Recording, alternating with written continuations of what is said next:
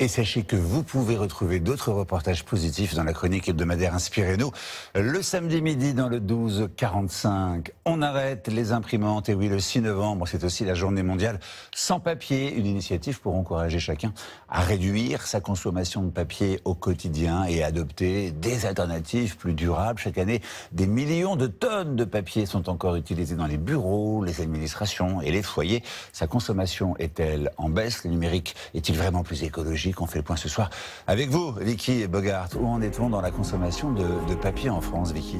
C'est un chiffre impressionnant. Elle a atteint plus de 7 millions de tonnes l'année dernière.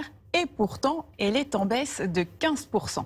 Ce recul s'explique en partie par l'inflation qui a poussé les ménages à réduire leurs achats et donc les emballages. On observe aussi depuis plusieurs années une diminution de la consommation de papier dans les bureaux, mais il reste des progrès à faire. Selon l'ADEME, chaque salarié de bureau consommerait l'équivalent de 3 ramettes de papier par mois.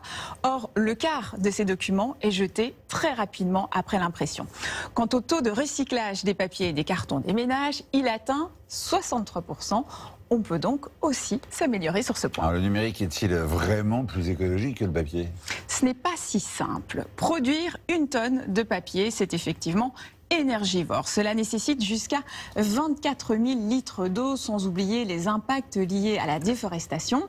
Mais l'alternative numérique a aussi un coût écologique. Les documents numériques sont souvent stockés dans des centres de données très énergivores. Et chaque fois qu'un fichier est ouvert, consulté ou téléchargé, cela consomme aussi de l'énergie.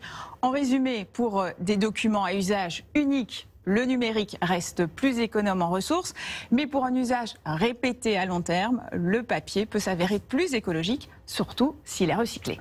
Autre avantage, lire sur papier permettrait de favoriser la compréhension aussi. Oui, tout à fait. Plusieurs études l'affirment. Les étudiants qui lisent des textes imprimés réussissent souvent mieux les tests de compréhension que ceux qui lisent sur écran.